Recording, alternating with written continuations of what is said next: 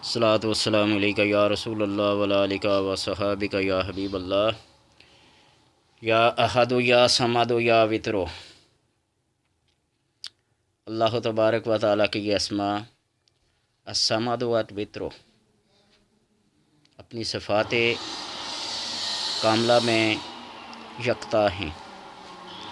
یا صمدو، یہ ذکر ہمیشہ اہل اللہ کا رہا ہے، اہل طریقت کا رہا ہے، اور اہل اللہ ہمیشہ اس کی ذات صمدیت پر یقین، اعتماد، توکل، بھروسہ کامل طور پر رکھتے ہیں۔ جو شخص اس اسم کا پڑھنے والا ہو کبھی بھوکا نہ مرے۔ ہاں، ایک بات یاد رکھنا، مجھ سے بات چھپی رہ نہیں سکتی، اور نہ ہی یہ میرا طریقہ کار ہے کہ ویڈیو کے آخر میں جا کے بتاؤں گا۔ جو بات دل سے زبان پہ آ گئی اس کو کر گزرو۔ ویڈیو کسی نے دیکھنی ہے تو دیکھ لے، نہیں دیکھنی تو اس کی اپنی مرضی کی بات ہے۔ میں اس کو انسسٹ نہیں کرتا، میں اس کو مجبور نہیں کرتا کہ میری ویڈیو کو اینڈ تک دیکھو، آخر تک دیکھا۔ ہاں، اگر دیکھو گے تو فائدہ اس میں آپ کا ہے، وہ اس لیے شاید کہ تیرے دل میں اتر جائے میری بات۔ یہ چھوٹی سی بات ہے، میری آپ کا کام بنا دے۔ تو اس لیے کہتا ہوں کہ اللہ الصمد کا وظیفہ بڑے شوق سے، بڑے ذوق سے لوگ کرتے ہیں، کتابیں دیکھ کے ادھر سے دیکھ کر، ادھر سے دیکھ کر، لیکن بعض دفعہ یہ وظیفہ ٹاپ سے باٹم تک لے آتا ہے، اور کسی اہل اللہ کا بتایا ہوا تو باٹم سے ٹاپ پہ لے جاتا ہے۔ میرے رشا صاحب کی سوانح میں نے ایک بات پڑھی ہے کہ ایک بہت بڑا کارخانہ دار، ایک بہت بڑا لینڈ لارڈ، اسے کہیں شوق چڑھا نا، اللہ الصمد اللہ الصمد اللہ الصمد کا وظیفہ کرنا شروع کر دیا۔ اس کے نوکر گئے، ملازم گئے، فیکٹریاں گئی، کنگلا ہو گیا، مقروض ہو گیا۔ میرے شاہ صاحب کے پاس گیا تو یہ میرے ساتھ معاملہ ہو، آپ نے فرمایا کو وظیفہ تو نہیں کرتے؟ ہاں، اللہ الصمد کا کرتے ہیں۔ تو آپ نے فرمایا اللہ نے پھر تمہیں بے نیاز کر دیا نا۔ اس لیے کسی اہل اللہ سے پوچھ کر۔ احمد رضا خان صاحب رحمۃ اللہ تعالیٰ کے پاس ایک بندہ آیا نا اپنا اسم اعظم پوچھنے کے لیے، آپ نے بڑا غور و فکر کیا، بہت کچھ کیا، ان کے ملفوظات میں پڑھ لینا۔ اس نے کہا کہ آپ کے اسم اعظم میرے ذہن میں نہیں آ رہا ہے، لہٰذا میں اپنی طرف سے کچھ کہہ نہیں سکتا جب تک رب کی طرف سے کچھ ہلکا نہ ہو۔ مایوس ہو کر اٹھ کے چلا گیا، نماز ہی نہیں پڑھی۔ مغرب کی نماز پڑھ رہے تو آپ کے ذہن میں اس کے نام کا اسم اعظم ہلکا ہوا، تو آپ نے نماز کے بعد اپنے خادم کو بھیجا اور اسے بلا لایا راستے سے۔ تو واقعی کہنے لگا آپ تو کہتے تھے آپ کے نام کا اسم اعظم نہیں، تو آپ نے فرمایا کہ اللہ نے نماز کے دوران میں میرے ذہن میں، میرے دل پہ القاء کر لیا، یہ پڑھا کر۔ تو اس لیے کہیں کتاب سے دیکھ کر، کہیں ایسی ویسی بات دیکھ کر نہ پڑھنا۔ احمد فاروق صاحب، موڑا شریف کے چشم و چراغ، میری ایک دفعہ ان سے ملاقات ہوئی نا،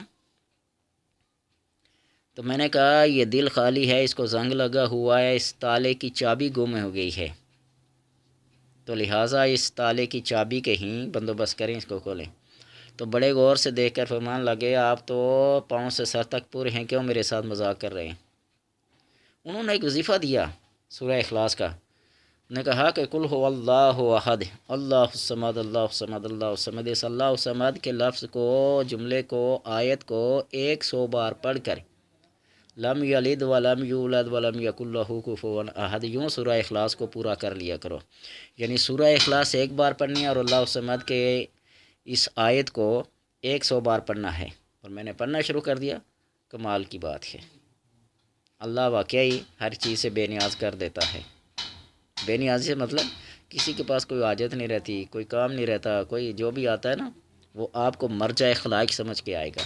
میں اپنی بات نہیں کر رہا کہ میرے پاس، لیکن ایک تجربہ ہے، ایک اندازہ ہے کہ جو اس آیت کا، اللہ الصمد کے اسم کا عمل ہوگا، اللہ تبارک و تعالیٰ اس شخص کو مرجع خلائق بنا دے گا۔ میں نے بہت دفعہ سورہ فاتحہ کے جو 41 بار پڑھی جاتی ہے فجر کی سنتوں اور فرضوں کے درمیان، نصیر الدین چراغ دہلوی فرماتے ہیں نا کہ وہ بندہ کسی بھی شعبہ حال سے تعلق رکھتا ہو، ڈاکٹر ہو، حکیم ہو، طبیب ہو، عامل ہو، کامل ہو، انجینئر ہو، پائلٹ ہو، جو بھی ہو، مرجع خلائق ہوگا، لوگ اس سے رائے اور مشورہ لینے کے لیے آیا کریں گے۔ تو اس لیے یہ بات ہے کہ یا سمادو اس کو پڑھیں اور کبھی بھوکے نہ رہیں، بھوک پیاس کی شدت سے محفوظ رہتا ہے۔ اکثر عاملین اور کاملین نے یا احد و یا سمادو کو ملا کر پڑھا ہے، اور میں نے اس کے ساتھ ایک اسم کا اضافہ کیا، یا احد و یا سمادو یا وطرو، یا وطرو۔ امام مقاتل فرماتے ہیں کہ 3 دن تک جو بندہ یہ اسم پڑھے 100 بار، انہوں نے اور بھی الفاظ استعمال کیے ہیں، یا احد و یا سمادو یا وطرو یا فردو، لم یلد ولم یولد ولم یکن لہ کفوا احد کو اس طرح پڑھا ہے۔ اگر 3 دن میں اس کا کام نہ ہو تو وہ میری قبر پہ آ کے لعنت کرے، میری قبر پہ آ کے پیشاب کر لے اس کا ہاتھ اور میرا گریباں۔ اتنی بڑی گارنٹی دے کون سکتا ہے؟ لوگوں نے محنت کی نا، پایا ہے کچھ، تو اس لیے کہہ رہا ہوں یہ اللہ سمد آپ کو ناکام نہیں ہونے دے گا، نامراد نہیں ہونے دے گا، بھوکا اور پیاسا نہیں رہنے دے گا، ان تمام شدات سے نکال کے آپ کو اعلیٰ منازل کی طرف لے جائے گا۔ بھوکے رہ کے بھی اللہ کا شکر ادا کریں گے، پیاسے رہ کے بھی اللہ کے رحم و کرم کی آپ کیا کریں گے، بھیک مانگیں گے۔ ہاں، ان کی انوار و تجلیات ایسے بندوں پہ ہوتی ہیں جو رجے بھی اور بھوکے بھی، پیٹ بھرے بھی اور بھوکے اور شدت کی حالت میں، الباساء والضراء وحین الباس، ایسی حالت میں بھی، اضطرار کی حالت میں بھی وہ کبھی حرام کی طرف مڑ کے دیکھتے نہیں ہیں۔ یہ چند دنوں کی بات ہے نا، تو میں اپنے گھر میں ذکر کر رہا تھا نا اپنے بیگم سے کہ ایک پاکستانی ڈاکٹر نے اور باقی فارن کے ڈاکٹروں نے ایک انسان کے اندر خنزیر کا دل رکھا ہے، تو اس کے اوپر بڑے تبصرے ہوئے ہیں۔ ڈاکٹر خلیق الرحمان صاحب مفتی صاحب نے اس کے اوپر بڑی اچھی اور خوبصورت بات کی ہے، ہر ایک کو دیکھتا ہوں سنتا ہوں میں۔ تو میری بیگم نے کہا کہ وہ بندہ مر کیوں نہیں گیا؟ اس حرام کے اندر رکھنے سے وہ مر جاتا نا تو اس کا مرنا بہتر تھا، اس کا جینا بہتر نہیں ہے بلکہ اس کا مرنا بہتر ہے۔ تو جن کے دلوں میں اللہ کی محبت ہوتی ہے نا، وہ حرام کی طرف مڑ کے بھی نہیں دیکھتے، بھوک اور پیاس کو برداشت کر لیتے ہیں۔ فامنۃ الرا غیر باغ ولا آدن فلا اسم علیہ، اللہ نے اجازت تو دی ہے غیر باغ ولا آدن، حد سے تجاوز سے نہ بڑھے، اتنا کھا لے پی لے، نوالا پھنسے شراب پی لے، کچھ نہ ملے خنزیر کھا لے، لیکن جو اس سے بھی بڑھ کر آگے جاتے نا، عظیمت ہے، مر جائیں، استقامت سے بھی بڑھ کر عظیمت ہے۔ جس طرح حضرت خبیب رضی اللہ تعالیٰ عنہ نے کردار ادا کیا نا، استقامت یہ نا کہ اپنے دین پہ، اپنے مذہب پہ، اپنے مسلک پہ ڈٹے رہیں، کوئی آنچ نہ آنے دیں۔ الاستقامت خیر من الف کرامہ، استقامت جو ہوتی ہے 1000 کرامت سے بہتر ہوتی ہے، لیکن اس سے بڑی عظیمت ہے۔ عظیمت کیا ہے کہ کر گزرے، ایک دفعہ محمد رسول اللہ پڑھ لیا، گردن کٹا دے، محمد رسول اللہ پہ آنچ نہ آنے دے۔ کہہ سکتے ہیں نا، وہ تو کافر ہو جا، کفار کے نرگے میں آ جائیں تو زبان سے کہہ دیں ہاں میں کافر ہوں، قرآن اجازت دیتا ہے، اضطراری حالت میں کلمہ کفر کہہ لیں، جان چھڑا لیں، لیکن نہیں۔ حضرت خبیب رضی اللہ تعالیٰ عنہ کی سیرت کو پڑھ کر، ان کے کردار کو پڑھ کر دیکھیے کہ جان کی پرواہ نہیں کی، محمد رسول اللہ کی پرواہ کی، اپنی جان سے بھی۔ لا یؤمن احدکم حتی یکون احب الیہ من والدہ وولدہ والناس اجمعین، بھی تو آپ صلی اللہ علیہ وسلم کا فرمانا نا، اپنی جان سے، اپنے والدین سے، اپنی اولاد سے بڑھ کر آپ صلی اللہ علیہ وسلم۔ تو اس لیے اس کو یوں کر کے پڑھیں تو اللہ تبارک و تعالی اسی کو تمہارے لیے اسم اعظم بنا دے گا۔ شیخ مغربی علیہ رحمۃ فرماتے ہیں کہ اس میں سمت کو 1000 مرتبہ پڑھے تو رزق میں وسعت ہو، کاروبار میں خیر و برکت ہو۔ کتاب المفتاح جنان میں مذکور ہے کہ اگر شب جمعہ بعد نصف شب کے آدھی رات کے بعد تازہ وضو کرے، 1000 مرتبہ حضور قلب کے ساتھ پڑھے تو قاری کے اندر، یعنی پڑھنے والے کے اندر عظیم اثرات پیدا ہوتے ہیں، بہت بڑے اثرات پیدا ہوتے ہیں۔ اگر کوئی فسق و فجور میں مبتلا ہو تو اس کے لیے 3 روزے رکھے اور ہر روز سات مشتری میں 1000 بات پڑھے۔ سات مشتری کو کس نے دیکھنا ہے؟ تنگ دست ان پڑھ بندے کون دیتا ہے؟ اس کو بس سورہ طلوع ہونے کے بعد پڑھیں، اچھی ساتھ میں، ایک ساتھ میں پڑھیں، بس جو بھی وقت ہو نا۔ وہ سکندر ذوالقرنین کے پاس وہ آئے نا نجومی کہ آپ کے لیے جنگ کرنا، یہ کرنا، وہ کرنا، یہ نہیں 7 ستاروں کا وہ ایک حصار بنائے، خرز بنائے گی، یہ کرے وہ کرے۔ اس نے کہا 7 ستاروں کو کس نے دیکھنا ہے؟ کون شرف میں آتا ہے، کون نحوست میں آتا ہے؟ تو اس لیے احمد رضا خان صاحب نے فرمایا کہ تنگ دست اور مجبور بندے کے لیے کوئی وقت نہیں ہوتا، جس وقت اس کی تنگی اور مجبوری ہو، وہ کبھی لگی ہو، کھانا شام کو ملے گا، کوئی روزہ تو نہیں نہ رکھا ہوا۔ بات یہ ہے، میرا اپنا مسئلہ یہ ہے، ڈاکٹر کے پاس جاتے ہیں، حکیم کے پاس جاتے ہیں، یہ چیز بھی نہیں کھانا، یہ بھی نہیں کھانا، یہ بھی نہیں کھانا، بھائی یہ چیزیں نہ کھائیں، بادی نہیں کھانا، مولی نہیں کھانا، لسی نہیں کھانا، دہی نہیں کھانا، یہ نہیں کھانا، وہ نہیں کھانا. اگر ان چیزوں کے اندر پرہیز کر کے زندگی ہے تو پھر یار ڈاکٹر اور حکیم تو وہ بات بتانا کہ دوائی ایسی دینا جو یہ چیزیں بھی کھائیں اور بیماری بھی نہ آئے. ان سے پرہیز کر کے تو وہ ہمارے ایک پیر بھائی ہے نا، اللہ ان کے اوپر کروڑ خواہ رحمتیں کرے اور اپنے قرب میں رکھے، وہ کہا کرتے تھے نا، وہ پیرو اے مولی سلاد ٹماٹر کھیرے وغیرہ لاؤ ہم کھانا کھائیں، یہ پرہیزیں ہوگی تو تمہارے لیے مذاقن کہا کرتے تھے. بات یہ نا تکلف کو برطرف رکھیں اللہ تبارک و تعالیٰ کے ساتھ ہی. میں نے انہی سے سنا ہے نا کہ جتنا ننڈر اور بے باک میں نے علامہ اقبال کو رب کے ساتھ دیکھا نا، اتنا کسی کے ساتھ نہیں دیکھا.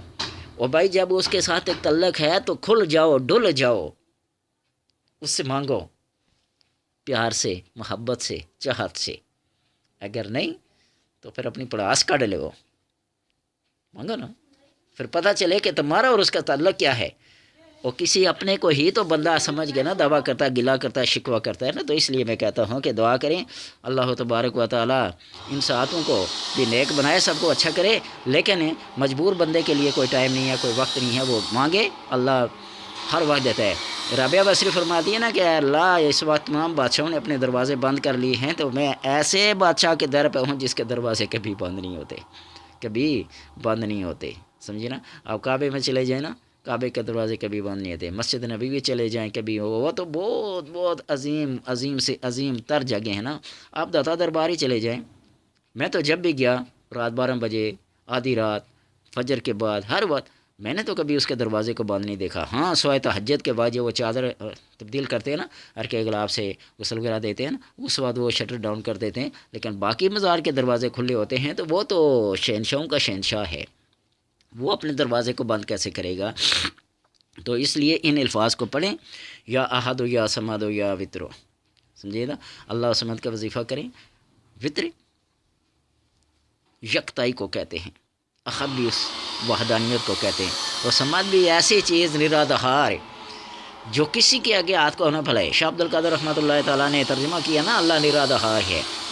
تو یہ ترجمہ صرف ایک لفظ کا پڑھ کر ایک ہندو مسلمان ہو گیا کہ ایسی ذات جس کے اندر یکتائی ہے. سمجھے نا. تو آپ پڑھ کے دیکھیے گا. لیکن تنہائی میں، شب کے اندھیرے میں، وہ شب کے اندھیرے میں جب پڑھو گے نا تو تمہارے اور رب کے ساتھ صرف تعلق ہوگا، باتیں ہوں گی، وہ تمہیں دیکھ رہا ہو، تم اس کو دیکھ رہے ہوں گے. ہم اس کو دیکھ تو نہیں سکتے، لیکن تصور اور خیال میں آپ یہ سمجھیں کہ میں کس کے حضور کھڑا ہوں. اور اسی لیے نماز کے دوران کہتے ہیں کہ بندے کو اگر یہ پتہ چل جائے سجدے میں کہ میں نے کس کے سامنے سر جھکایا ہوا ہے اور میری زبان سے کیا ادا ہو رہا ہے، تو ساری زندگی وہ سجدے سے سر نہ اٹھائے. تو ہماری نمازیں کیا ہوتی ہیں؟ جو سجدہ ٹیکا، ابھی پوری طرح سبحان ربی الاعلی اور عظیم کہا نہیں تو سر اٹھا لیا، پھر سی نمازیں پڑھتے ہوئے دیکھا نا آپ صلی اللہ علیہ وسلم ایک شخص کو آپ نے فرمایا دوبارہ پڑھ. سمجھ گئے نا. اس لیے کہ سر جو جھکتا ہے نا تو کسی عظیم ہستی کے سامنے جھکتا ہے. عظیم ہستی کے سامنے جب جھکے نا اور جھکائے بھی تو پھر جب تک وہ کہے نا اٹھا تو اٹھانا نہیں چاہیے. جھکے اپنی مرضی سے ہو یا اس کی مرضی سے، جس نے جھکایا ہے وہی اٹھائے گا. تو لہٰذا کیا کرو، وہ ایک بزرگ تھا نا سجدہ کرتا تو آواز آتی تیرے سجدے کا میں نے قبول نہیں کیا، جا کیوں ٹائم ضائع کرتا ہے، رکوع کرتا، سجدہ کرتا، اور وہ جو بھی عبادت کرتا. لوگ اس کو کہتے ہیں کہ کیوں اللہ کے عذاب کو دعوت دے رہا ہے. امام غزالی نے لکھا ہے، نے کہا کیوں، رب جب یہ فرماتا ہے کہ تمہیں سجدے، رکوع، نماز، تحلیل، تسبیح، تکبیر کی کوئی ضرورت نہیں. تو اس نے کہا کہ اچھا مجھے یہ تو بتاؤ کہ تمہیں کیوں نہیں کہتا ہے، مجھے کہتا تو تمہیں کیوں نہیں کہتا. میرا اور اس کا کوئی تعلق ہے نا، تو اس لیے مجھے کہتا ہے، تو میں جانوں اور وہ جانے. پر یہ بات بھی امام غزالی رحمۃ اللہ تعالیٰ نے لکھی ہے نا کہ لیلا اور مجنوں کا جو تعلق تھا نا وہ سبھی جانتے ہیں، زبان عام ہے. لیکن ایک دفعہ بیمار ہو گئی نا تو ان کے والدین نے صدقہ کیا، خیرات کی، چاول بانٹے، دیگیں پکائی، خود تقسیم کر رہی تھی. اور مجنوں بھی دیوانہ وار آگے بڑھا نا کشکول لے کے. تو جب اس نے اس کو دیکھا نا یہ، تو اس نے اس کشکول کو لے کر زمین پر پٹک دیا اور اس کی کرچیاں کر دی. وہ رقص کرنے لگا، جنون میں آ گیا، اور زیادہ وجد میں آ گیا۔ لوگ نے وہ پاگل تیرا کشکول ہی توڑ دیا اس نے، تو کیوں جھوم رہا ہے؟ پاگل ہو گیا، دماغ چلا گیا۔ اس نے کہا کہ تمہارے کشکولوں کو کیوں نہیں توڑا؟ خیرات تو تم بھی لے رہے ہو نا، خیرات میں نے بھی لی ہے، لیکن میرا اور اس کا ایک خاص تعلق ہے، جو رمز وہ جانتی ہے میں جانتا ہوں، تم نہیں جانتے۔ اس کی غیرت نے گوارا نہیں کیا، اس کی غیرت نے گوارا نہیں کیا، محبت نے، کہ میری آگے یہ آ کے ہاتھ پھیلائی، میرا جو کچھ ہے سب کچھ تیرا ہے۔ تو اسی لیے جب اس رب کے سامنے کیا کرو گے؟ ہاتھ پھیلاؤ گے نا، تو وہ تمہارے کشکول کی توڑ دے گا، بس کہے گا جو میرا ہے وہ تیرا ہے، جو میرا ہے وہ تیرا ہے، جو تیرا ہے میرا ہے، محبوب و محب میں نہیں تیرا میرا۔ تو اس لیے اس بات کو ذہن میں رکھیے کہ جب کوئی بھی لفظ، کوئی بھی اسم، کوئی بھی ذکر، کوئی بھی آیت، کوئی بھی اللہ کا نام پڑھتے ہیں نا، تو اس کو اس یقین کے ساتھ، اس اعتقاد کے ساتھ پڑھیں کہ یہ رب کو میں پکار رہا ہوں، کسی پتھر کو نہیں پکار رہا ہوں، کسی پتھر کو نہیں پکار رہا ہوں۔ اور رب کے نیک بندوں کے آگے پتھر بھی بول پڑتے ہیں، پتھر بھی دوڑ پڑتے ہیں۔ داتا صاحب کے واقعات آپ نے سنے ہوں گے، اور تو اور نہ ہو تو وہ پھر یا ایھا الذین آمنوا لا تکونوا کالذین آذوا موسیٰ فبرأہ اللہ، اس آیت کی تشریح میں پڑھ دینا کہ موسیٰ علیہ السلام کے کپڑے لے کر وہ پتھر بھاگ گیا تھا، اور موسیٰ علیہ السلام اس کے پیچھے پیچھے بھاگ رہے تھے، یا سو وہ حجر، یا حجر و صوبی، یا حجر و صوبی، یہ پتھر میرے کپڑے، یا پتھر میرے کپڑے۔ تو وہ ان کے اوپر وہ جو عیب لگائے رہے تھے، اللہ نے فبرأہ اللہ نے اس عیب سے بری کر دیا تھا، وہ پتھر کو اللہ نے وہ یہ شعور دے دیا تھا۔ فن فجرت من حسنۃ عشرۃ عینا قد علم کل اناس مشربہم، اس آیت میں پڑھ کے دے، فن فجرت، پتھر سے چشمے پھوٹ پڑتے ہیں، لما یخبط من خشیت اللہ، اللہ کے عذاب سے وہ لٹک جاتے ہیں۔